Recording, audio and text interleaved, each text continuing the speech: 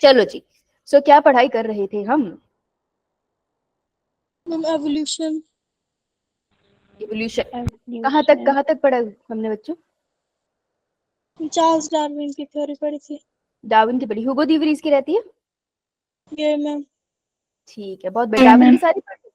अरे वाह, तुम तो बहुत आगे चल रहे हो, बहुत बढ़िया। इसके बाद क्या टॉपिक रहते हैं अगर मैं ब्रीफ कर दूं ना, तो ये ह्यूगो दी वरीज की थ्योरी है। उसके बाद कुछ टर्म्स हैं जिनके ऊपर बहुत पेपर आता है, लिटरली बहुत पेपर आता है उस पे। वो टर्म्स हमें कवर करनी पड़ेगी, तो मैं उनको टर्म्स नाम से बोलती हूँ। ये टर्म्स वाला लेक्चर है, अगला लेक्चर वो होगा टर्म्स वाला आज। अच्छा, अगला लेक्चर ये होगा मंडे को। मंडे को टर्म्स का लेक्चर होगा, ठीक है जी। ट्यूसडे को will have a lecture on NCERT diagrams. इसके ना कुछ एनसीईआरटी डायग्राम्स है जो बहुत डिफिकल्ट है। आपने अगर बेटा सैटरडे को हम पेपर डिस्कस करते हैं ना, संडे का, इसलिए आपने एनसीईआरटी खोली होगी तो आपने से पिक्चर देखी होगी ना, डायनासोर बने ऐसे ऐसे लाइंस जा रही हैं, है ऐसी पिक्चरें? ये मैम। मेरा क्वेश्चन आता है उससे, वो उससे क्वेश्चन आता है, वो समझना पड़ेगा। ठीक है, ट्यूसडे को ये होगा। और कल आपकी एक एक्स्ट्रा क्लास होगी, आ जाओगे ना सुबह? ये मैम। सुबह कितने बजे? बेटा 6 AM होगा, ठीक है? 6 AM होगा, क्योंकि जिन बच्चों का स्कूल है फिर उनका स्कूल नहीं तो मिस हो जाएगा। तो 1 घंटे की होगी, और कल हम कर लेंगे ह्यूमन इवोल्यूशन। कल ह्यूमन इवोल्यूशन हम सुबह सुबह खत्म कर जाएंगे।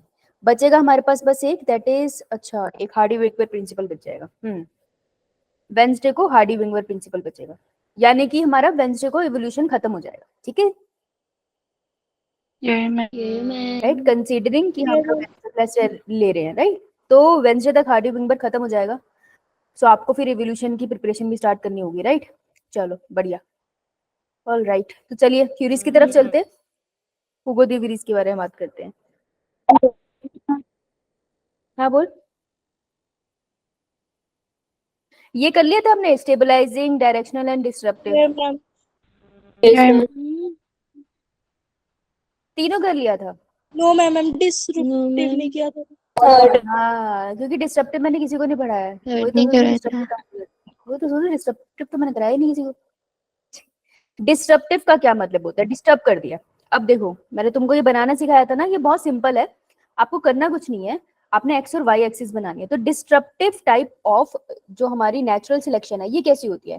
नेचुरल सिलेक्शन, नेचुरल सिलेक्शन करता कौन है, मतलब क्या है इसका?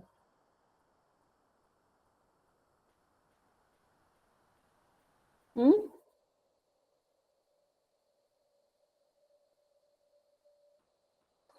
बताओ। Ma'am environment. हाँ, इन्वायरमेंट। नेचुरल सिलेक्शन इन्वायरमेंट करता है, किसको वो जीने दे रहा है अपने अंदर, वो नेचुरल सिलेक्शन है। इन्वायरमेंट ने किसको अलाउड किया, जैसे इन्वायरमेंट में हमें अलाउड कर रखा है ह्यूमंस को जीने के लिए, तो हम जी रहे। इन्वायरमेंट मना कर दे तो हम उसमें सर्वाइव ही नहीं कर पाएंगे, सब एक्सटेंड हो जाएंगे, right? So natural selection in which nature prefer both the extreme values of a character.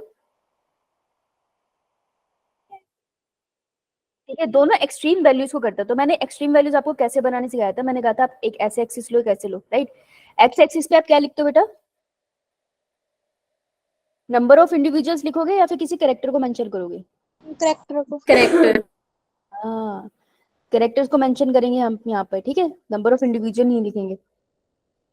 तो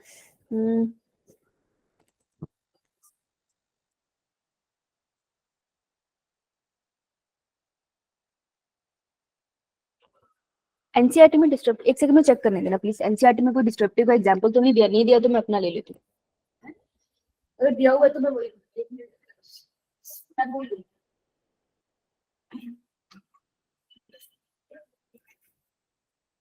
मैं तुम्हें एक्स्ट्रा पढ़ा दूँ और एनसीईआरटी में दे रखा हुआ खामखा तुम कंफ्यूज होगी। Just a minute.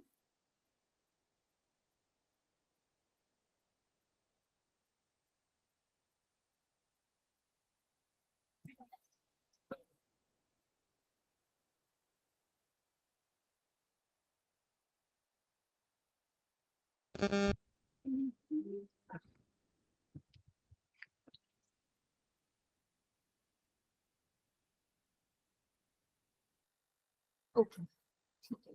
इन्होंने कोई एग्जांपल नहीं दिया यहाँ पे, तो मैं तुमको गैलोपेगस आइलैंड के लेट्स से टर्टल का एग्जांपल दे दूं, ठीक है। सो ऐसे मान लो कि टर्टल्स हैं, ठीक है। टर्टल की हाइट बहुत स्मॉल भी होती है, आपको पता है टर्टल्स, एक बार बताओ टर्टल रहते कहाँ है? पानी में भी रहते हैं और किनारे पे भी रहते हैं। हाँ, मेनली वो वाटर के अंदर रहते हैं, किनारे पर वो सिर्फ बेबीज देने आते हैं, है ना। टर्टल और टॉर्टोइज में फर्क पता है? What is the difference between turtle and tortoise?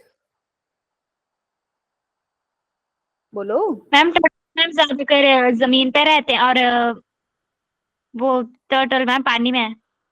हाँ, जो टर्टल होते हैं वो मेनली पानी के होते हैं, एक्वेटिक होते हैं, मेरीन होते हैं वो, लेकिन टर्टल सिर्फ बेबीज देने के लिए अपने आइलैंड पे आते हैं। तुमको पता है, इफ यू डोंट नो कि जो ये मैं इसको हटा देती हूँ। जैसे फन फैक्ट कि जैसे कोई किनारा है ना किसी भी समुद्र का, और यहाँ पे बेबी टर्टल, मदर टर्टल आएगी और अपने अंडे देके चली जाएगी, ठीक है। वो गड्ढा बनाते हैं, गड्ढे के अंदर अंदर रहती है, फिर बेबी टर्टल बाहर निकलते हैं और पानी की लहरों के साथ पूरा ट्रेवल करके चले जाते हो। तो मदर टर्टल एक बार इस आइलैंड पे आई और चली गई, ठीक है। अब ये जो बेबी टर्टल है, लेट्स से ये फीमेल है, ओके। तो ये जो फीमेल है ना, जब ये फीमेल बड़ी होगी, ये किसी भी समुद्र के किसी भी कोने में हो, डजेंट मैटर, जब ये बच्चे देने होंगे ना इसको, ये वापस इसी आइलैंड में आती है। आज तक किसी साइंटिस्ट को ये नहीं पता कि कैसे इसको याद रह जाता है ये आइलैंड का रास्ता, जबकि वो एक ही बार यहाँ पे आई थी जब वो पैदा हुई थी।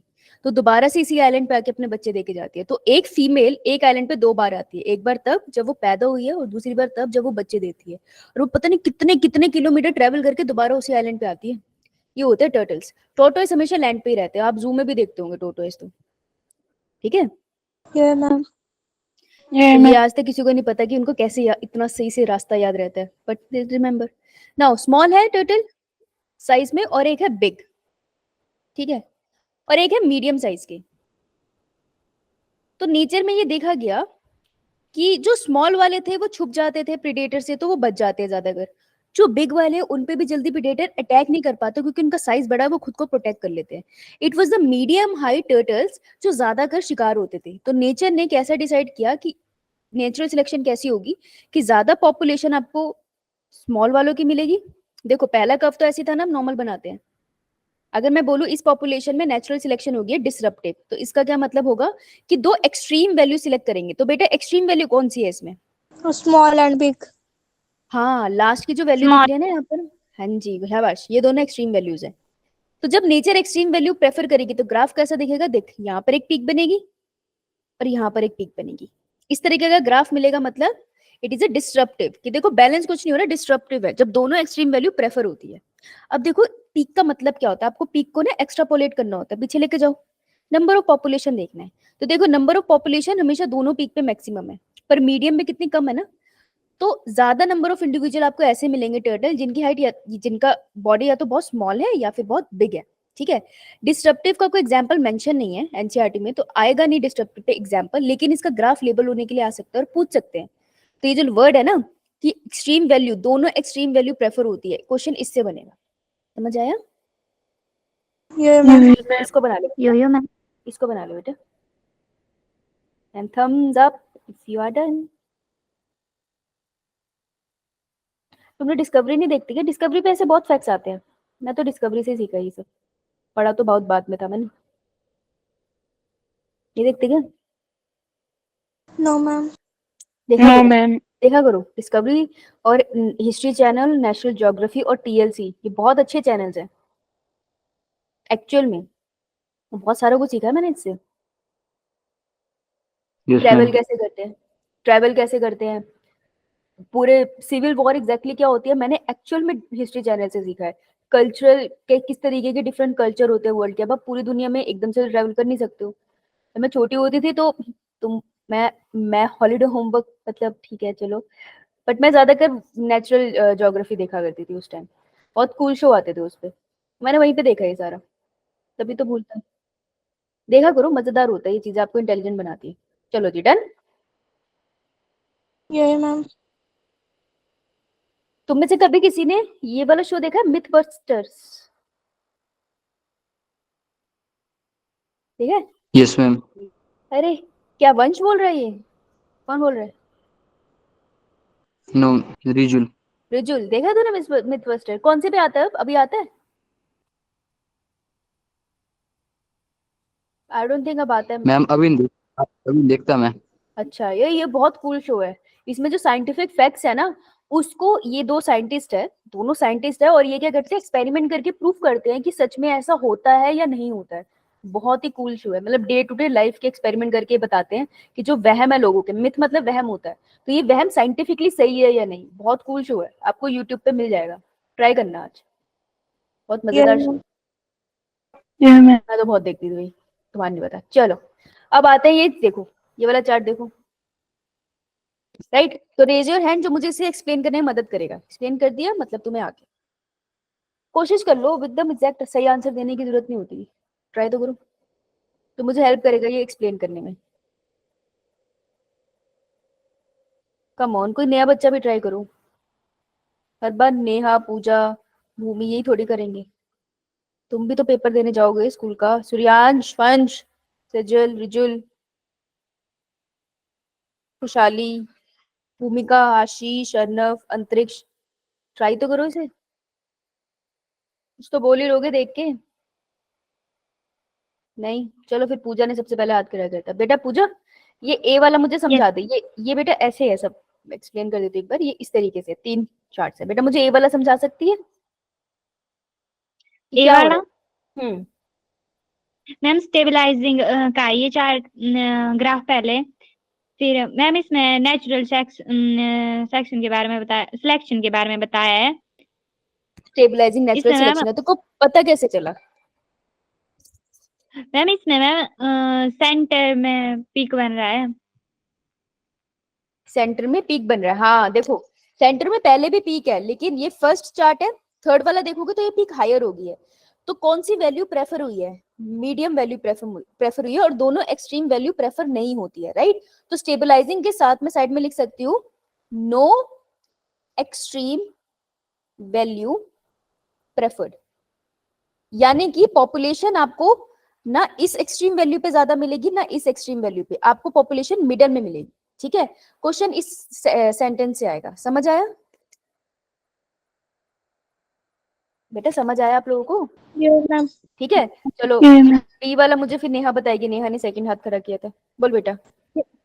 मैम ये डायरेक्शनल सिलेक्शन है, क्योंकि इसमें जो है, जो पीक है वो एक्सट्रीम लेवल की तरफ जा रही है। हाँ देखो, नॉर्मल जो चार्ट था, नॉर्मल ये पिक्चर है, ये वाली, ठीक है, सेंटर वाली। अब नॉर्मल पिक्चर में अगर आप देखोगे तो एक तरफ चार्ट या तो इस तरफ को मूव करता दिख रहा है आपको, यहाँ पे इस तरफ को जा रहा है, और इसमें थोड़ा इस तरफ को डायरेक्ट हो रहा है। तो जब भी कोई एक एक्सट्रीम वैल्यू की तरफ, अब उस इसको याद रखना, डायरेक्शनल का मतलब है when only one extreme value is preferred. तो जब भी नेचर एक एक्सट्रीम वैल्यू को प्रेफर कर रही है, हम उसको कहते हैं कि डायरेक्शनल सिलेक्शन है। तो आपको जो ग्राफ है ना, वो एक तरफ को जाता हुआ दिखेगा। बेटा जस्ट गिव मी सेकंड, कोई बच्चा शायद कॉल कर रहा है। Hello, hello, good evening. हाँ जी, हाँ जी, हाँ बोलो।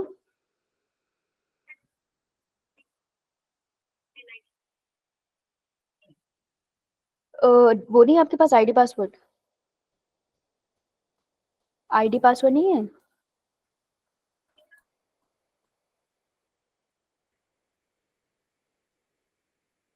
मुझे व्हाट्सएप कर, व्हाट्सएप कर, व्हाट्सएप। हाँ व्हाट्सएप पे हेलो कर, मैं तुझे यहाँ से लिंक भेज देती हूँ।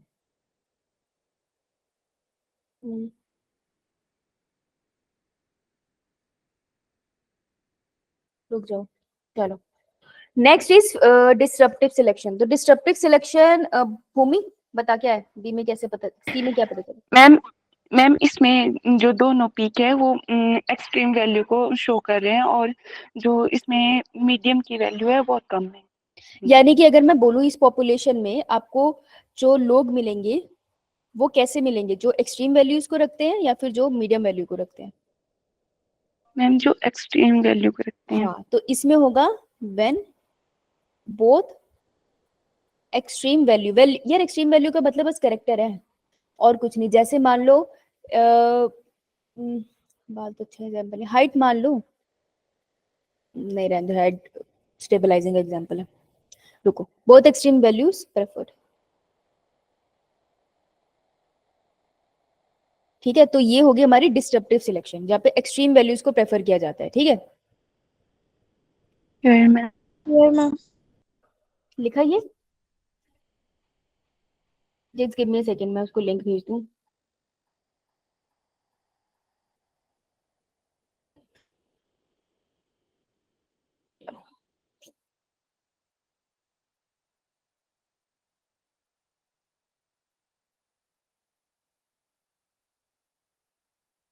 डन।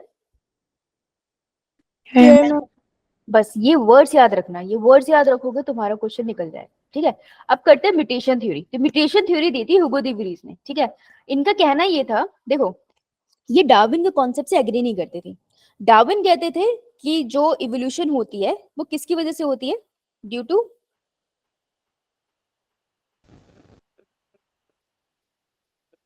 क्या वर्ड था उनके साथ,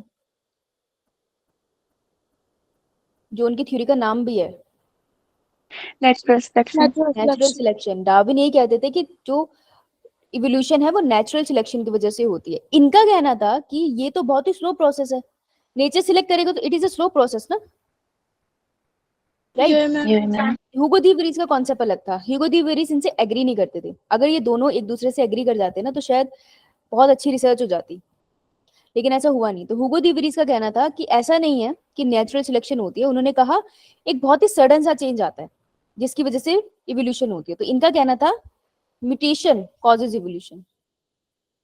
म्यूटेशन का क्या मतलब है, आपने मेंडल वाले चैप्टर में पढ़ा होगा ना बेटा, म्यूटेशन क्या है, बोलो। मैम सडन चेंज आता है जीन में। हाँ, जीन में सडन चेंज आ जाना। ठीक है, हम क्रोमोसोमल म्यूटेशन भी पढ़ते हैं, जीन म्यूटेशन भी पढ़ते हैं, तब इतना भी क्लियर नहीं था। तो इन्होंने सिंपली बोला कि जो म्यूटेशन होती है ना उसकी वजह से इवोल्यूशन होती है। उन्होंने कहा फॉर एग्जाम्पल एक इंडिविजुअल है, जैसे हम कह ले, फॉर एग्जाम्पल अगर मैं कहूँ डार्विन फिंचिस की बात कर लूँ, जो हम फिंचिस पढ़ रहे थे, इन्होंने कहा कोई फिंच होगी जिसके पास एक बड़ी वाली बीक होगी, फिर इसके जीन में कोई म्यूटेशन हुई है। जैसे इनके जीन में म्यूटेशन हुई है ना, जिन जिन के जीन्स में म्यूटेशन हुई है वो सबके सबके जो आगे बीक है, आने वाली जनरेशन की बीक है, वो चेंज हो गई है। इन्होंने कहा ऐसा नहीं नेचुरल सिलेक्शन हुई और सालों में ये प्रोसेस हुआ। उन्होंने कहा ये बहुत क्विक प्रोसेस होता है, जल्दी से हो जाता है। So he says mutation is responsible for evolution not natural selection. तुम्हें क्या लगता है, म्यूटेशन रिस्पॉन्सिबल है या natural selection? Mutation. Natural selection. Actually think about it, दोनों रिस्पॉन्सिबल है। म्यूटेशन हमारे इंट्रोन से होती रहती है, वो रीजन है जहाँ जो प्रोटीन के लिए कोड नहीं करता। तो म्यूटेशन हम सब में होती रहती है। जो यूजफुल म्यूटेशन होती है ना वो हम इनहेरिट कर लेते हैं और उसकी वजह से इवोल्यूशन हो जाती है। तो नेचुरल सिलेक्शन भी होगी और म्यूटेशन भी होगी, दोनों रिस्पॉन्सिबल है इवोल्यूशन के लिए। लेकिन ये इससे एग्री नहीं कर रहे थे दोनों, ये कह रहे थे या तो नेचुरल सिलेक्शन है या म्यूटेशन है, इसलिए इनकी थ्योरी अलग अलग होगी। ठीक है, इतनी बात समझ आई। यही मैम। ये मैम नेचर में एकदम से म्यूटेशन कम होते हैं कंपैरेटिवली, नेचुरल सिलेक्शन हर टाइम चलती है। तो अगर कोई पूछ ले कि चांसेस क्या है ज्यादा इवोल्यूशन के लिए, कौन रिस्पॉन्सिबल है, तो हम नेचुरल सिलेक्शन को फेवर करते हैं, क्योंकि mutation is a rare event. Mutation कैसी होगी, यूवी रेडिएशन में किसी के सेल्स मॉडिफाई हो गए। अब हमारे केस में इतनी जल्दी होती नहीं है म्यूटेशन, राइट। और हमारे केस में म्यूटेशन हार्मफुल भी हो सकती है, हो सकता है ना यूवी रेस के अंदर कैंसर जनरेट हो गया। So the point is mutation की वजह से जो इवोल्यूशन होती है वो रेयर होती है as compare to natural selection. Main phenomena responsible for evolution is natural selection. ठीक है, इसलिए हम डार्विन की थ्योरी को इंपॉर्टेंस देते हैं। ओके, यही मैम। अब इसका जो क्वेश्चन है कंफ्यूज करेगा वो ये कि इनका ईयर ऑफ वर्किंग था 1901, जहाँ पे इन्होंने मेंडल का वर्क भी रिडिस्कवर किया था। और इन्होंने वर्क किस पे किया था, इन्होंने एक प्लांट पे वर्क किया है, ये देखो येलो फूल वाला, जिसका नाम है ओइनोथेरा लिमार्कियाना। अब बच्चे इसमें कैसे कंफ्यूज हो जाते हैं, लिमार्कियाना लिखा है ना, तो लिमार्कियाना हमें लगता है कि ये किसकी बात कर रहा है, किसकी थ्योरी होगी, लिमार्क की। लिमार्क, यस। मार लेकिन ये प्लांट का नाम है, यस ये प्लांट का नाम है, इसका कोई लेना देना नहीं है। तो ये ओइनोथेरा लिमार्कियाना इज इंपॉर्टेंट पॉइंट। ये किसने इसको स्टडी किया था अपनी थ्योरी इवेलुएट करने के लिए, वो थे ह्यूगो डी विरीज। तो इसको लिख लो, अंडरलाइन कर लो, दिस इज इंपॉर्टेंट। ठीक है जी,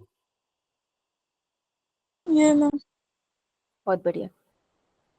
चलो, अब इन्होंने पोस्टुलेट्स क्या दिए, पोस्टुलेट, ये ले बेटा ये ले। मैम किसी की आपने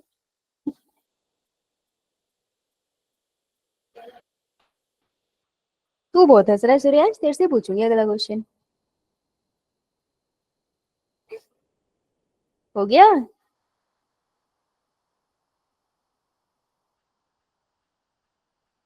अरे हुआ या नहीं तन्वी? ये मैम अच्छा वो खुद भी हंस रही है। ये सही है। देखो हर किसी के पोस्टुलेट्स पढ़े ना, पोस्टुलेट्स इंपॉर्टेंट है। स्कूल के पर्सपेक्टिव से भी तुम्हें सीधी थ्योरी लिखने के लिए आ सकते हो, तो तुम्हारे तो मजे है।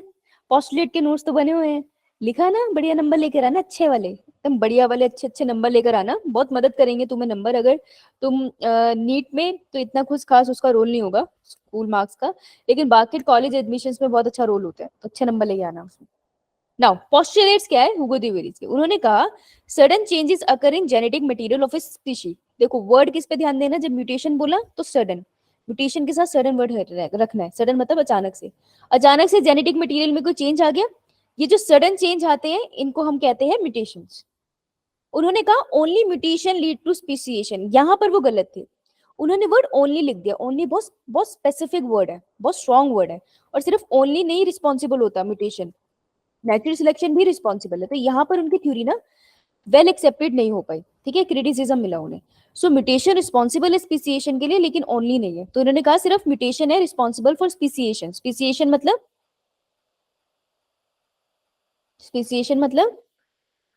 Formation of new species. Formation of new species, species नहीं, न्यू स्पीशीज, नई वाली जो पहले नहीं एग्जिस्ट करती थी, ठीक है, good. These changes are random and discontinuous. उन्होंने कहा ये जो चेंजेस है ये रैंडम है, सही बात है। देखो म्यूटेशन हमेशा रैंडम होती है, सडनली किसी के अंदर होगी, जैसे इतने सारे लोग अंटार्कटिका गए है ना, लेकिन आपको पता है ना, जो ये ज्यादा डीप एग्जांपल हो गया, यूवी रेडिएशन में लोग जाते ही हैं, लेकिन काफी सारे लोग होते हैं जिन्हें यूवी रेडिएशन से कैंसर डेवलप हो जाता है, लेकिन हर किसी को नहीं होता। तो म्यूटेशन एक रैंडम प्रोसेस है, किसी के अंदर हो गया किसी के अंदर नहीं हो गया। तो वही बात उन्होंने बोली कि जो म्यूटेशन है ना, ये जो चेंजेस है ये रैंडम है और ये डिसकंटिन्यूअस है। जरूरी नहीं किसी में हो तो हर जनरेशन में आगे पास ऑन होता चला जाएगा, ठीक है। तो रैंडम एंड डिसकंटिन्यूअस वर्ड आपको हुगो दे वेरिस के साथ याद करने हैं। देखो ये मैं तुम्हें ट्रिक्स बता रही हूँ, इन्हीं ट्रिक्स पे क्वेश्चन निकल जाते हैं, तो ये ट्रिक्स वाले वर्ड्स को अंडरलाइन रखना। तो उन्होंने कहा ये बात है ना कि म्यूटेशन हुई जीन में, ये क्रोमोसोम है, ये जीन है, ये इस जीन में कोई म्यूटेशन होगी, अब यही क्रोमोसोम है और इसकी जीन अलग दिख रही है तुम्हें। तो एक क्रोमोसोम एक जीन में म्यूटेशन होगी जिसकी वजह से स्पीसिएशन होगी। इसको एक लाइन में कैसे लिखते हैं, saltation. He believes in saltation and saltation means single step large mutation leads to speciation। वो कहते हैं कि सिंगल स्टेप में जब एक म्यूटेशन हो जाती है किसी इंपॉर्टेंट जीन में तो एक नई स्पीशी का जन्म हो जाता है, इसी को वो कहते हैं द प्रोसेस ऑफ सॉल्टेशन। तो सॉल्टेशन को सपोर्ट करते थे हुगो दी वेरिस, ये कॉन्सेप्ट उन्होंने दिया था। अब सॉल्टेशन वर्ड आपने 11th में भी कहीं पढ़ा होगा, किसी को याद है सॉल्टेशन? किसी को भी याद हो कुछ भी? ह्यूमन ह्यूमन फिजियोलॉजी में आपने पढ़ा है, न्यूरॉन्स के रिस्पेक्ट में पढ़ा होगा, कुछ कंडक्शन से रिलेटेड था, नहीं? दो वर्ड है, एक तो है सॉल्टेशन जो आप यहाँ पढ़ते हो हुगो दी वेरिस की कॉन्सेप्ट में, जो कहता है सिंगल स्टेप में किसी अच्छे इंपॉर्टेंट जीन में म्यूटेशन होगी तो नई स्पीशी फॉर्म होगी, this is a concept of saltation. एक और टर्म होती है जिसे हम कहते हैं saltatory conduction. Saltatory conduction is also known as jumping. जो भी न्यूरॉन्स माइलिनेटेड होते हैं, माइलिन शीट लगी होती है जिन न्यूरॉन्स के ऊपर, व्हाइट कलर के न्यूरॉन्स दिखते हैं, वहां पर सिग्नल कैसे ट्रांसमिट होता है, ये सिग्नल है यहाँ से जंप करके नोड्स ऑफ रैनवियर ये बीच के स्पेस में जाएगा, फिर यहाँ से जंप करके बीच के स्पेस में जाएगा, फिर यहाँ से जंप करके बीच के स्पेस में जाएगा। तो जब जंप कर करके सिग्नल पास होता है तो उसे सॉल्टेटरी कंडक्शन कहते हैं न्यूरॉन्स के अंदर, ठीक है, वो अलग टर्म है, सॉल्टेशन अलग टर्म है, ये बात समझ आई? ये ma'am so this is related, इसे कोने में कहीं लिख लेना नोट की तरह, रिलेटेड टू न्यूरॉन्स। ये अलग टर्म है वो अलग टर्म है, मिक्स मत करना उससे, ओके? ये मैम लिख लो इसे, फिर हम चलते हैं एम्ब्रियोनिक डेवलपमेंट कॉन्सेप्ट की तरफ।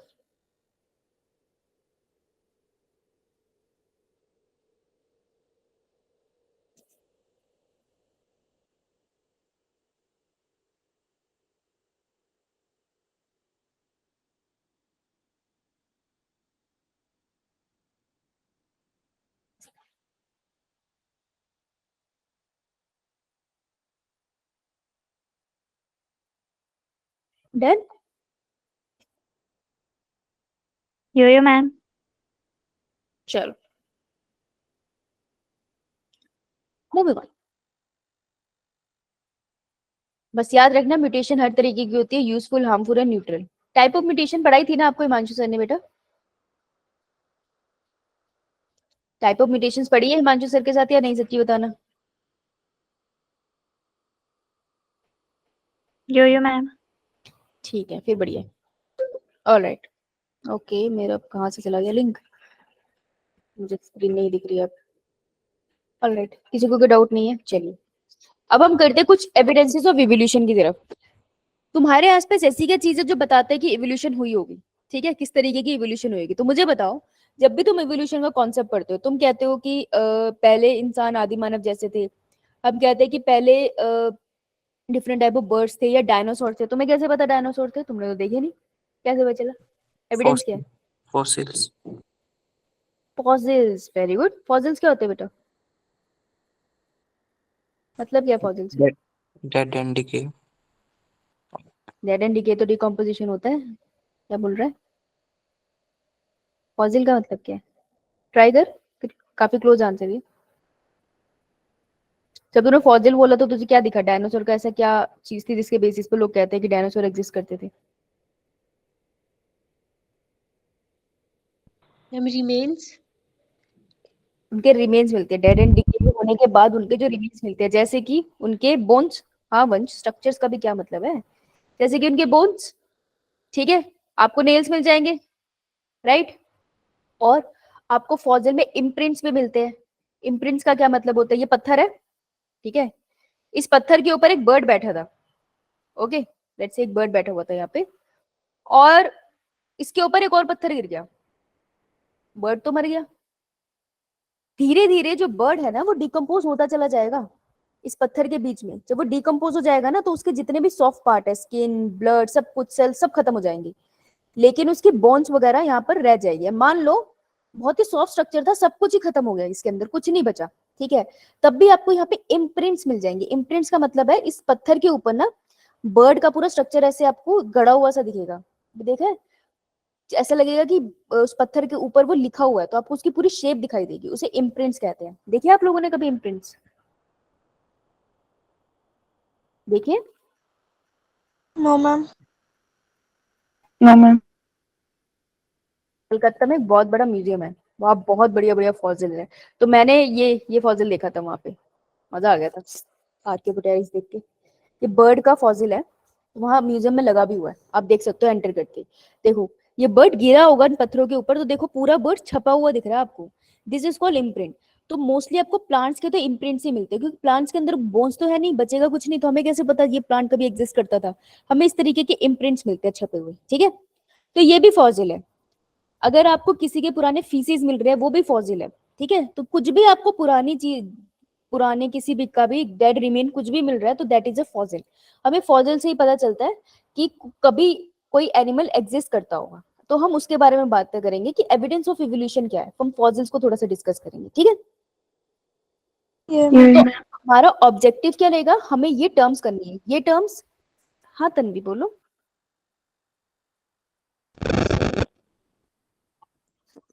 तो ये टर्म इतनी इंपॉर्टेंट है ना कि हर टर्म से क्वेश्चन बनता है, मिल के कंपैरिजन में, match the following.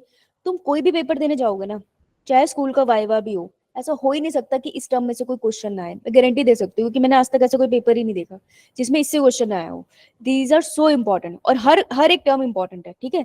Homologous organ, analogous organ, divergent evolution, convergent evolution, ये एक दूसरे से रिलेटेड है, इसलिए ये बहुत कंफ्यूज करते हैं। तो इन टर्म्स के साथ आपको पता क्या होना चाहिए? देखो दो चीजें क्लियर होनी चाहिए, एकदम क्लियर कर लो, इसके नोट्स गलत मत बनाना, क्योंकि ये तुमको फिर जब तक तुम बायो पढ़ोगे ना, जब तक एवोल्यूशन पढ़ोगे, ये तुम्हें तंग करेगा पूरी जिंदगी। होमोलोगस ऑर्गन या कोई भी टर्म पढ़ोगे, आपको दो चीजें आनी चाहिए, एक तो डेफिनेशन, बहुत क्लियर डेफिनेशन लिखनी है, और एक ही डेफिनेशन लिखनी है, ठीक है। एक डेफिनेशन और दूसरे एग्जाम्पल्स, और एग्जाम्पल्स में जो आपको पहले करने हैं वो है एनसीईआरटी, और उसके अलावा अगर कोई एग्जाम्पल करना है तो वो सिर्फ पी/क्यू के एग्जाम्पल्स करने हैं, राइट। उसमें भी आप किसको प्रेफर कर सकते हो? आप नीट के प्री/क्यूज देख सकते हो, एम्स के देख सकते हो, उसके अलावा कहीं मत जाना, ठीक है। बहुत एग्जाम्पल्स है इसके, तुम्हें जरूरत नहीं है, इस पे स्टिक करना है, तो ये चीज आपको क्लियर होनी चाहिए, right. Now atavism, vestigial organ, adaptive radiation, ये सब भी बहुत इंपॉर्टेंट है। फिर एनसीईआरटी के डायग्राम्स है, वो तो हम लोग ट्यूसडे को करेंगे, आज नहीं करेंगे, राइट। तो हम कोशिश करेंगे कि ये दो टर्म्स हम क्लियर कर ले, क्योंकि ये बहुत लंबा जाता है। चलो स्टार्ट करो फिर। ये मैम ठीक है, चलिए। तो सबसे पहले है हमारे पास स्टडी ऑफ द फॉसिल। सबसे पहले हम एक फॉसिल की बात कर लेते हैं, ठीक है। होमोलोगस एनालॉगस की भी बात नहीं कर रही है मैं, तुम्हें जर्नल फीचर बना रही हूँ। देखो दो टर्म्स होते हैं, एक होता है कनेक्टिंग लिंक और एक होता है मिसिंग लिंक। मिसिंग वर्ड से क्या लगता है? मैम मिस मतलब कि वहां पर नहीं। मिसिंग मतलब कि अब नहीं मिलता होगा, हम गायब। गायब हो गया, है ना। और कनेक्टिंग का मतलब होता है दो चीजों को जोड़ता होगा, सुनने में तो ये लगता है ना। ये मैम ये मैं तो अगर मैं इस चीज को लिखूं, ये बहुत बेसिक सी बात है, ऐसा नहीं आपको डायरेक्टली क्वेश्चन जर्नली आ जाएगा, आपको मोस्टली एग्जांपल से क्वेश्चन आएगा, लेकिन आपको मीनिंग तो बताऊं। कनेक्टिंग लिंक और मिसिंग लिंक पे क्वेश्चन आता है, आपसे एग्जांपल पूछते हैं। मतलब क्या है इसका, कि देखो कनेक्टिंग लिंक का मतलब है कि ये एक ऑर्गेनिज्म है, ठीक है, वो इवॉल्व हुआ और इवॉल्व होके वो बी ऑर्गेनिज्म बन गया, राइट। तो एक ऑर्गेनिज्म, फॉर एग्जांपल, ये थोड़ा बड़ा कॉन्सेप्ट है। फॉर एग्जांपल हम कहते हैं ना कि रेप्टाइल्स है, तो रेप्टाइल्स ने किसको जन्म दिया?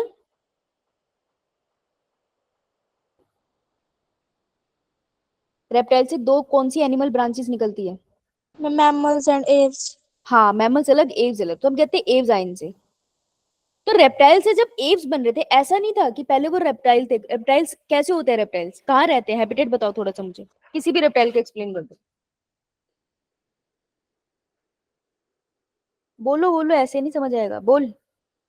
नेहा, यस नेहा। जैसे लिजार्ड। हम्म, रेप्टाइल लैंड में रहते हैं, पानी में रहते हैं? लैंड पे। टेरेस्ट्रियल। टेरेस्ट्रियल होते हैं, राइट। और एग्जाम्पल बता इसका, कोई तेरे दिमाग में आ रहा हो? लिजार्ड। लिजर्ड आ गई, क्रोकोडाइल लिजर्ड, राइट। ये हमारे दिमाग में है। अब उनसे डेवलप हो गए एप्स। एप्स कहाँ रहते हैं? लैंड पे। कौन सा चिड़िया लैंड पे घोंसला बनाने लगी? मैं बनाती तो है। मोस्टली आर्बोरियल होते हैं ये, जो पेड़ों पे रहते हैं, है ना। और ये फ्लाई करते हैं अपना most of the time, right. इनका इतना डिफरेंट है, इनके पास विंग्स है, रेप्टाइल्स के पास तो विंग्स नहीं है ना। तो कितना चेंज आया, तो ऐसा नहीं है कि रेप्टाइल से सीधा एव्स आ गए, इनके बीच में बहुत तरीके के एनिमल्स बने होंगे, फिर एव्स ने जन्म लिया होगा, ठीक है। तो एव्स आए हैं डायनासोर्स बन के, यानी कि बीच में डायनासोर भी आए होंगे, फिर डायनासोर में कोई फ्लाइंग डायनासोर आए होंगे जो फाइनली एव्स में चेंज हुए। तो मैं कहूं कि बीच में ऐसा कोई ऑर्गेनिज्म आया है जिसके बाद एव्स आया। बहुत सारे ऑर्गेनिज्म होंगे, किसी एक का नाम लूंगी। सो जो ए ग्रुप को बी में चेंज कर रहा है, उस ऑर्गेनिज्म को हम बोलेंगे कनेक्टिंग लिंक। और ये अभी भी प्रेजेंट है, अगर ये अलाइव होता तो मैं इसको बोलती ये कनेक्टिंग लिंक है, ठीक है। तो कनेक्टिंग लिंक का मतलब है ऐसा कोई लिविंग ऑर्गेनिज्म जो अभी भी प्रेजेंट है, हमें वो भी दिखता है, और जो एक ग्रुप को दूसरे ग्रुप में चेंज करता है। समझ आया? ठीक है। तो कनेक्टिंग लिंक मतलब वो जिंदा होना चाहिए, कहीं ना कहीं मिलना चाहिए, राइट। तो इसका एक एग्जाम्पल आ जाता है सिलोकेंथ, आगे आप पढ़ोगे, जिसमें क्या होता है कि आपको पता है ना, सबसे पहले हमारी फिशिस थी, फिशिस के ग्रुप को हम बोलते पाइसिस। तो पाइसिस से किसने जन्म लिया था? पाइसिस ने कौन से एनिमल किंगडम को जन्म, एनिमल किंगडम के पार्ट को जन्म दिया बेटा? ओहो, ऐसे कैसे करेंगे बेटा? वर्टिब्रेटा, वर्टिब्रेटा डिवाइडेड इनटू, सबसे पहले Pisces, that is fishes. Fishes से जन्म लिया किसने? एम्फीबियंस। एम्फीबियंस। एम्फीबियन से जन्म लिया किसने? रेप्टाइल्स। रेप्टाइल से जन्म लिया किसने? Aves and mammals. अलग गया एव्स, और एक तरफ उसने दिया मैमल्स को, ठीक है। पहले तो ये लिखो, तो तुम मुझे आंसर नहीं दोगे तो कैसे चलेगा, ये जरूरत पड़ेगी हमें, ठीक है जी। तो पाइसिस से एम्फीबियन का जन्म हुआ। पाइसिस बेटा कहाँ रहते हैं? मछलियां कहाँ रहती है? पानी में। और एम्फीबियन कहाँ रहते हैं? हम पानी में भी रहते हैं और लैंड में भी। हाँ, तो पाइसिस सिर्फ पानी में थी, वाटर, लेकिन amphibian water plus land. Right. तो कैसे मछलियां सडनली लैंड पर आ गई? हम ऐसा मानते हैं कि पहले बीच में एक मछली आई होगी जिन्होंने अपने हाथों को जिनके हाथों में लॉब्स आ गए होंगे। देखो पहले मछली जो थी नॉर्मल थी, अपने फिन्स होते हैं ना मछलियों के, वैसे ही है, नॉर्मल फिन्स वाली। लेकिन जब वो लैंड पे आई होंगी तो उनको चलने में मदद चाहिए होगी ना, तो बीच में कोई ऐसी मछली डेवलप हुई होगी जिसके पास आपको क्या मिलेंगे, उसके जो फिन्स है उसमें थोड़ा सा आपको ऐसे बाजू जैसा स्ट्रक्चर दिखेगा। इस बाजू को हम लोब कहते हैं, ठीक है। तो लोब्ड मछलियां आई होंगी, लोब मछलियों के बाद फाइनली एम्फीबियंस आए होंगे, हम ये कहते हैं।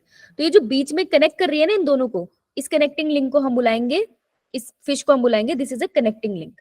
समझ आया? जय मैम। ये मैं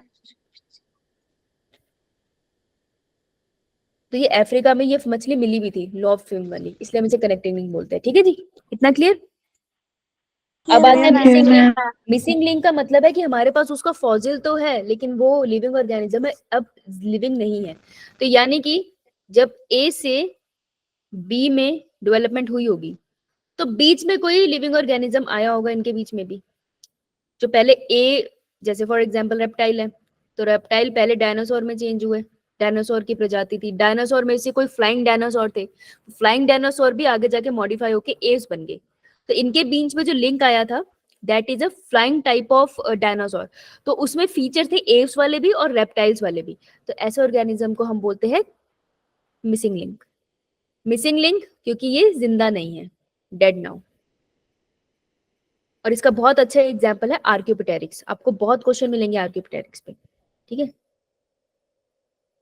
ये मैं और इसका जो फॉसिल है वो इतना प्यारा है ना, मतलब इतने क्लियर तरीके से इम्प्रिंट्स है, आप उसको ना छू के देख सकते हो, आपको फील हो जाएगा कि यहाँ पर इसकी बोन्स रही होगी, यहाँ पे इसके फेदर रहे होंगे। कोलकाता के म्यूजियम में अभी भी है, आप देख सकते हो एक्चुअली वहां जाके, whenever you go to Kolkata, right. तो ये दो चीजें, अब ये आर्कियोप्टेरिक्स का फॉसिल है, देखो सबको दिख रहा है? ये मैम। ये मैं अगर इसको ध्यान से देखोगे ना तो देखो आप लोगों को ये गर्दन दिख रही है, तो बर्ड बेचारा ट्विस्टेड है, ये इसकी ये इसका फेस है, उसके बाद ये इसकी नेक है, और अगर ध्यान से देखो बिल्कुल तो ये इसके फेदर्स है, ये वाले, तो इसके दोनों फेदर्स है।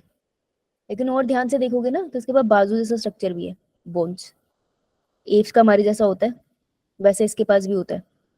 और इसके आगे क्लॉज भी लगे हैं, आप यहाँ पे देख सकते हो, क्लॉज भी मिल जाएंगे आपको। ये इसकी पूरी बॉडी है इस तरीके से, और ये इसके नीचे लेग्स है। सो दिस इज एन आर्कियोपेटेरिक्स का बहुत अच्छा सा fossils. So this is a missing link, ये क्वेश्चन आता है बार बार, ठीक है जी। ये मैम। ऑलराइट, लिख लिए दोनों बातें? ये मैं देखो ये फॉसिल और ज्यादा करीब से दिखाया हुआ है।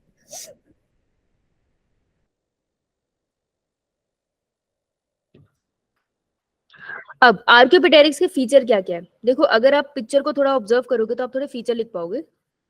आई गिव यू 1 मिनट, ध्यान से देखना, तुमको जितना दिख रहा है इसके बेसिस पे तुम मुझे बता सकते हो कि इसमें क्या फीचर है जो इसको बनाते हैं एव्स, ये एव्स में काउंट होगा, और ऐसे क्या फीचर है जो इसको बनाते हैं रेप्टाइल। तो ऐसा कौन सा फीचर तुमको दिख रहा है जो रेप्टिलियन है, और कौन सा दिख रहा है जो तुमको एव्स लाइक लगता है, तुमको जो समझ आता है वो लिखो, लेकिन right it down. You have 1 minute, start. Zoom करो फोटो, देखो तुमको क्या दिख रहा है, give it a try.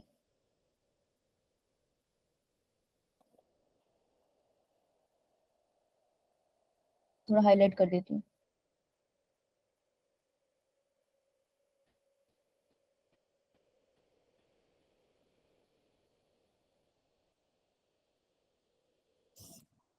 Copy में लिख के कोशिश करो, फिर तो मैं बता ही दूंगी।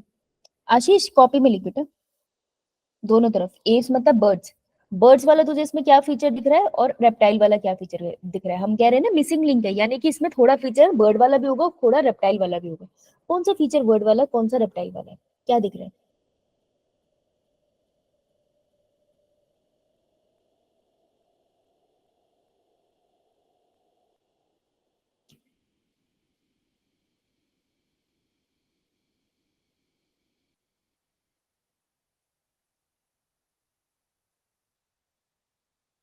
सोचो सोचो, लिखो कुछ लिखो वहां पे। पूरी पिक्चर में खैर दिखेगा नहीं तुम्हें ध्यान से, पर जितना दिखता है।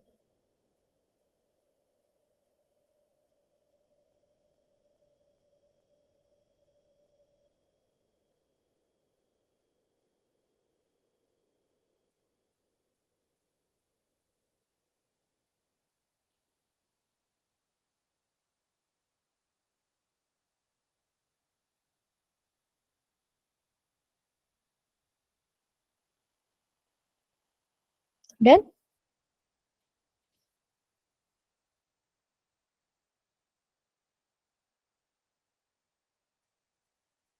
चल लेट्स ट्राई। देखो आर्कियोपेटेरिक्स वाले क्या फीचर होंगे, रेप्टिलियन कैरेक्टर्स आपको क्या मिलेंगे, आपको पूछा जा सकता है ये नीट में। देखो जो बर्ड्स होते हैं, बर्ड्स की बीक में टीथ होते हैं? No ma'am. नहीं होते हैं। लेकिन आर्कियोपेटेरिक्स का जो फॉसिल है ना, उसके फॉसिल में टीथ थे। तो इसकी जो बीक है ना वो कुछ इस तरीके से, यहाँ पे मैं बना रही हूँ ना, यहाँ पे उल्टी सी फोटो है, राइट। तो इसकी बीक है जिसके पास दांत है। तो हम यहाँ बना लेते हैं, चलो थोड़ा सा। अगर हम विजुअलाइज, बेटा माइक बंद करते प्लीज। अगर हम थोड़ा सा विजुअलाइज करेंगे ना तो हमें थोड़ा इजी हो जाएगा। ओके ये थोड़ा डायग्राम खतरनाक बनेगा, तुम्हें पता ही है, लेकिन विजुअलाइजेशन इजी करती है याद करना। तो इसके बाद टीथ है, तो टीथ होना is a characteristic of, reptiles. तो रेप्टिलियन कैरेक्टर है, ठीक है। फिंगर्स के पास क्लॉज है, बर्ड्स के पास क्लॉज थोड़ी होते हैं। फिंगर के पास अगर आपको क्लॉज दिख रहा है, जो यहाँ पर ये चीज थी विजिबल, क्लॉज है इस तरीके से, राइट। होल्डिंग वाले नहीं है जिस तरीके से आप बर्ड्स में पढ़ते हो ना, अपोजेबल थंब वाले, जिससे वो किसी तार के ऊपर भी बैठ सकते हैं, ये नहीं होते थे, लेकिन इनके पास क्लॉज अवेलेबल है। So that's a reptilian character. Skeletal and reptile as non pneumatic bones. अब ये तुम्हें इससे नहीं दिख रहा होगा, लेकिन इनका जो स्केलेटल सिस्टम है ना, जो इनकी बोन्स है वो नॉन न्यूमेटिक है। नॉन न्यूमेटिक मतलब नॉट होलो। जो बर्ड्स होती है ना उनकी बोन्स बहुत होलो होती है, लेकिन इनकी इस तरीके से नहीं थी। तो हम एज्यूम कर सकते हैं कि मे बी ये ज्यादा फ्लाई नहीं कर पाते होंगे। जैसे आपने देखा पीकॉक है, पीकॉक थोड़ा फ्लाई कर सकता है, राइट। तो हो सकता है ये कुछ इस तरीके की होंगे। तो इनकी नॉन न्यूमेटिक बोन्स थी। नॉन न्यूमेटिक बोन्स आपको रेप्टाइल्स में मिलेगी, बर्ड्स में नहीं मिलेगी। लेकिन इनके पास बीक थी। अब बीक रेप्टिलियन कैरेक्टर नहीं है, वो बर्ड का कैरेक्टर है। और इनके पास विंग्स है, विंग्स बहुत अच्छे से विजिबल है। ये देखो, ये जो इम्प्रिंट है ना, ये विंग्स का है, ये सारा। तो विंग्स तो हमारा बर्ड का कैरेक्टर है, तो ये बर्ड का कैरेक्टर हो गया, ठीक है। So these are the feature archaeopteryx में जो हमें ये बताता है कि इसके पास रेप्टाइल के भी कैरेक्टर है और बर्ड के भी कैरेक्टर है, यानी कि इसके बीच में कभी आया होगा। समझ आई बात? मैं ठीक है। सो ये आपको लिखना है, लिख लिया आप लोगों ने ये? ठीक है। अब देखो कनेक्टिंग लिंक की बात करते हैं। मैं पीछे बात कर रही थी ना कि फिशेस से एम्फीबियंस आए, तो कैसा होगा जब मछलियां, बेटा माइक बंद करते हैं। तो मछलियां ना बेटा पानी में थी, जब जब वहां पे कंपटीशन ज्यादा बढ़ा, तो हमें यही थ्योरी मानी जाती है कि जब मछलियां पानी में थी और वहां पे बहुत कंपटीशन बढ़ गया, बहुत भीड़ बढ़ गई, तो मछलियों ने डिसाइड किया कि वो अर्थ पे जाएंगी, लैंड के ऊपर जाएंगी। तो जब वो लैंड पे गई तो वो वापस आ जाती थी। क्यों? क्योंकि इतनी धूप थी। ऊपर से वो चले कैसे, हाथ पैर तो है नहीं उनके पास। तो वो बिलीव कि धीरे धीरे से फिश ने क्या किया, अपने अंदर डेवलपमेंट कर ली। कैसे?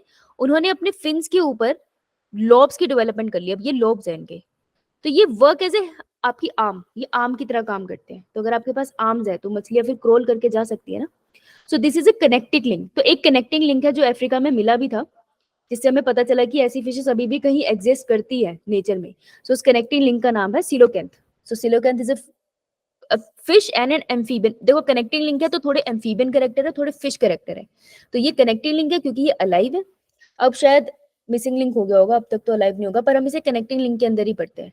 So this is a fish जिसकी लोब्स है। तो हम मानते हैं कि फिशेस पहले सिलोकेंथ में चेंज हुई होगी और फिर सिलोकेंथ से एम्फीबियंस का जन्म हुआ होगा, ठीक है।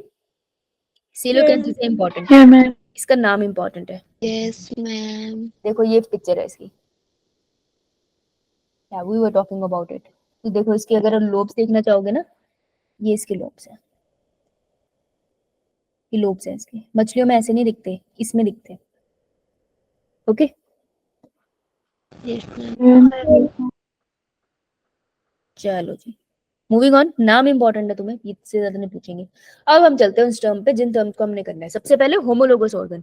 ये तुमको तंग करेंगी चीजें, तो ध्यान से सुनना जो बोल रही हूँ। देखो 10th में आपने ये शायद पढ़ा होगा, 10th में या 9th में पढ़ा था होमोलोगस ऑर्गन या नहीं? 10th में पढ़ा था, अब 10th वाला भूल जाना, उसमें इतना डिटेल में नहीं जाता ना, यहाँ आएगा, तो यहाँ से ध्यान रखना। होमोलोगस ऑर्गन में तुमको याद क्या रखना है, तुम्हें सबसे इंपॉर्टेंट वर्ड याद रखना है, दैट इज कॉमन एंसेस्ट्री। मैं यहाँ पे जितने मर्जी ऑर्गेनिज्म बना दूं, 10,000 फर्क नहीं पड़ता, कितने मर्जी ऑर्गेनिज्म बना दूं, अलग अलग दिखते हैं ये, ठीक है, अलग अलग शेप के बना देते। चलो कोई डॉट्स के फॉर्म में बनाती हूँ, देखो कोई येलो सा दिख रहा है, येलो कलर के अलग ऑर्गेनिज्म है, ब्लू कलर के अलग ऑर्गेनिज्म है, रेड कलर के अलग ऑर्गेनिज्म है, कोई कैसा मर्जी दिखे, डजंट मैटर, उसकी बात ही नहीं हो रही। जब भी डिफरेंट टाइप ऑफ ऑर्गेनिज्म के एंसेस्टर सेम है, इन सबके एंसेस्टर सेम है, यानी कि किसी एक ही ऑर्गेनिज्म से इन्होंने जन्म लिया है, तो जब इन सबके एंसेस्टर सेम है, इस टाइप के डेवलपमेंट को हम कहते हैं होमोलोगस ऑर्गन। तो कोई भी ऑर्गन, चाहे वो मुझ में मिल रहा है, फिश में मिल रहा है, या चाहे वो जाके किसी कॉकरोच में मिल रहा है, अगर वो कॉमन एंसेस्ट्री रखता है ना, कॉमन स्ट्रक्चर से डेवलप हुआ है, तो मैं कहूंगी वो होमोलोगस ऑर्गन है। ठीक है, तो homologous organ mean common ancestry होना चाहिए, पहला रीजन, सबसे इंपॉर्टेंट, पहली टर्म ये। क्लियर सबको?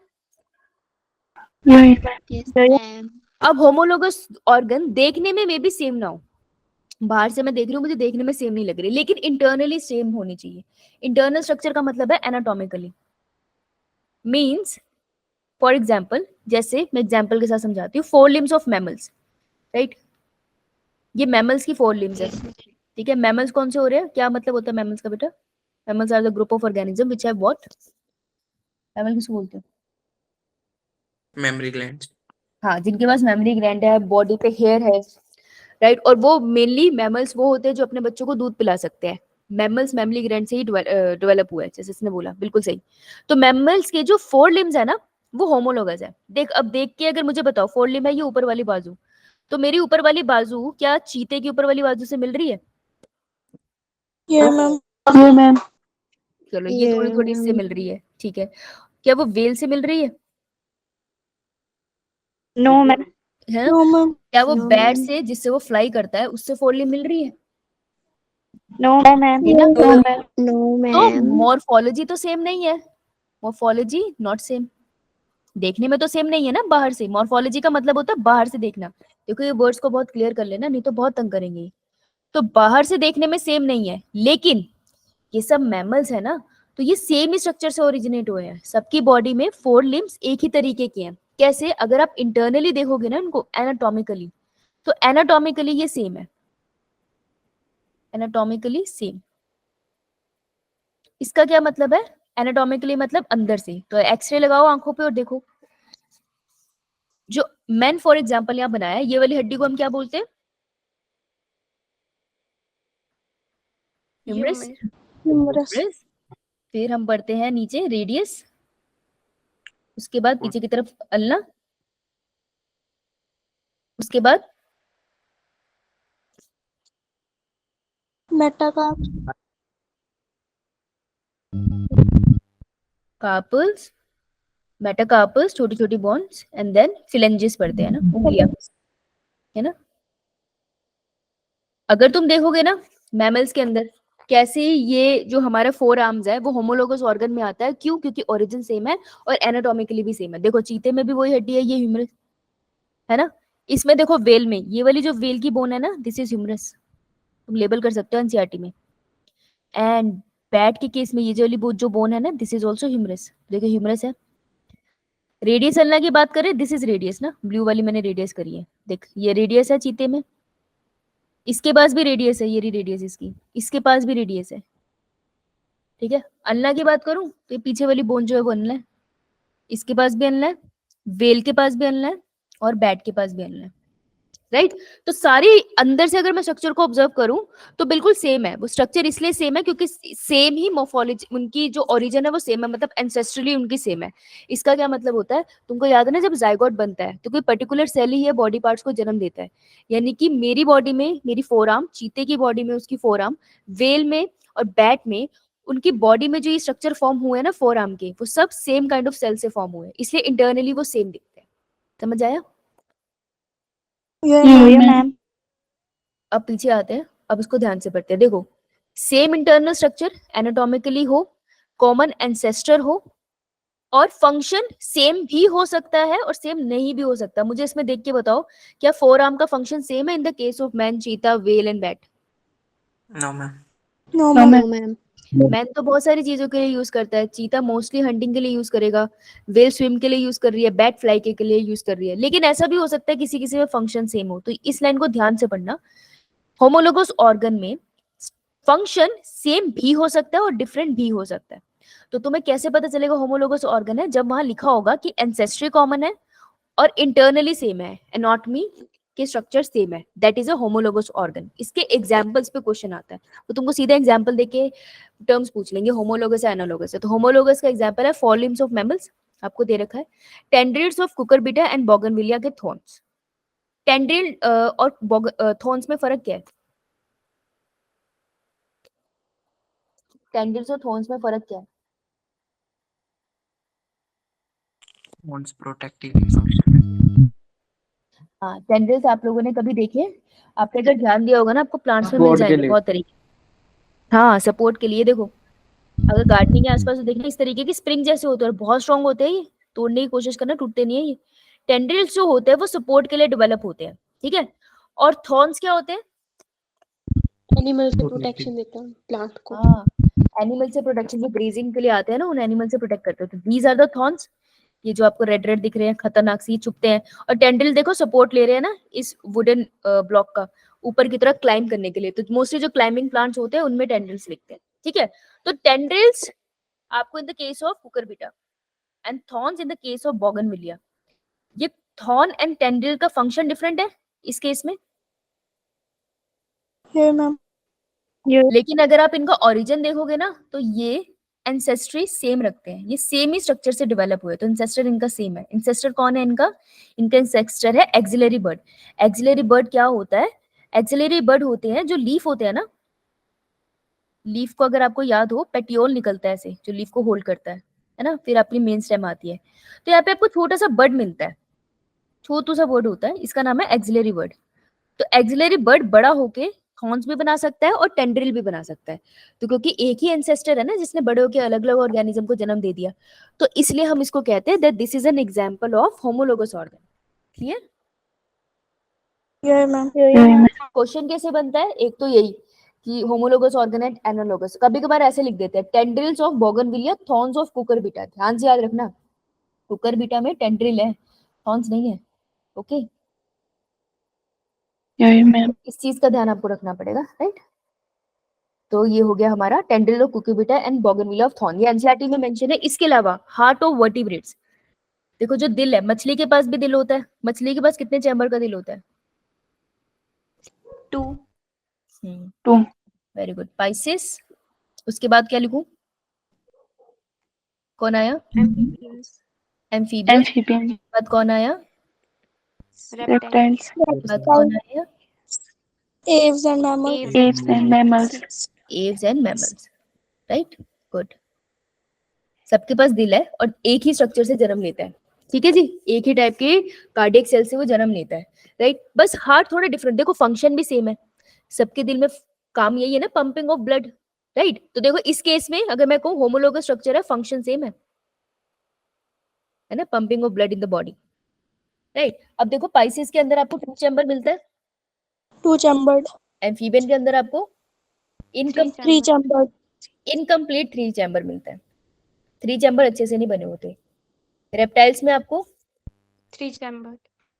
इनकम्प्लीट 3 चैम्बर मिलता है। इनके केस में बस एक एक्सेप्शन है, कौन? जिसके पास 4 चैम्बर है, क्रोकोडाइल। क्रोकोडाइल। हाँ। एव्स और मैमल्स में आपको प्रॉपर कौन सा मिलता है? 4 4 चैम्बर। 4 चैम्बर इसमें भी 4 चैम्बर। ये नीट का क्वेश्चन है, अगर आप एनिमल किंगडम खोलोगे उसके चैप्टर के लास्ट पेज पे लिखा भी हुआ है, ठीक है। तो जो हार्ट है that is also homologous organ. Homology in the genetic code, हमने पढ़ा था ना, जेनेटिक कोड क्या होता है, सब में सेम है। AUG अगर मिथ्यूनिन के लिए कोड कर रहा है मेरी बॉडी में, तो AUG मिथ्यूनिन के लिए ही कोड करता है in the case of bacteria also. तो जेनेटिक कोड भी हमारे होमोलोगस स्ट्रक्चर में काउंट हो सकते हैं। और ब्रेन्स ऑफ द वर्टिब्रेट के जो ब्रेन होते हैं ना, वो भी देखो साइज में फर्क है, डेवलपमेंट में फर्क है, लेकिन जिससे ओरिजिनेट हुए वो सेल सेम है, तो एंसेस्टर सेम है। So these are the examples of homologous structures. Clear सबको? Yeah ma'am. तो क्या वर्ड याद रखना है हमने होमोलोगस स्ट्रक्चर में? कौन से तुम्हें?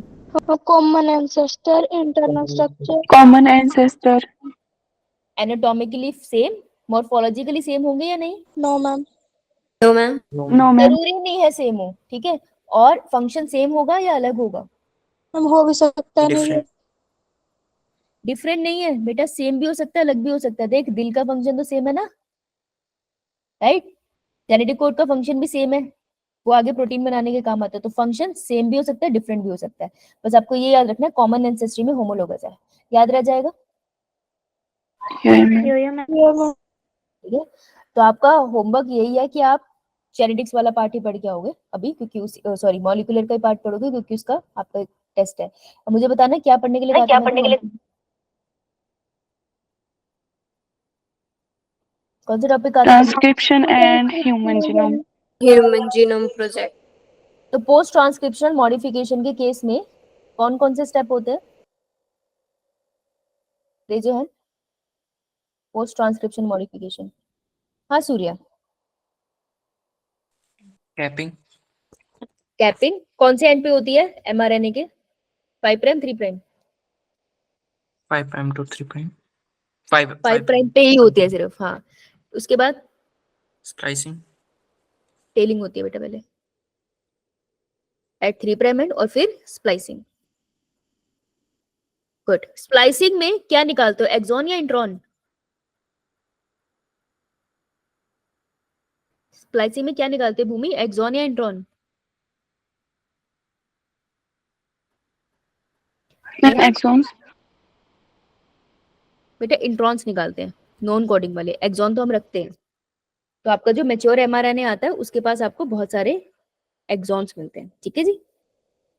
ओके। स्प्लाइसिंग करने के लिए एक स्ट्रक्चर बनता है जिसे हम कहते हैं स्प्लाइसोसोम। स्प्लाइसोसोम में क्या क्या होता है पूजा? मैम एसएनआरएनए, कौन सा एंजाइम आरएनए? और SN. SnRNA. SnRNA stands for small nuclear. बेटा बिना फुल फॉर्म के मत आया कर, दिक्कत हो जाएगी। Small nuclear RNA. और क्या होता है बेटा? एंजाइम। और ma'am introns. Introns. Very good, सही बोला, ठीक है। फिर फुल फॉर्म याद रखना। Good. DNA DNA dependent RNA polymerase 1 2 and 3। बता सकते हो इनमें से कौन है जो टीआरएनए बनाता है? कैसे याद किया था आपने? DNA dependent RNA polymerase 3। कैसे किया था, ट्रिक क्या थी? आरएमटी। पीएमटी। और पीएमटी को हमने आर कर दिया था। तो टीआरएनए की सिंथेसिस करता है DNA dependent RNA polymerase 3। MRNA की सिंथेसिस करता है 2, और आरआरएनए की सिंथेसिस करता है 1। इसके अलावा 2 वाला और किसकी सिंथेसिस करता है एमआरएनए के अलावा? एचआरएनए।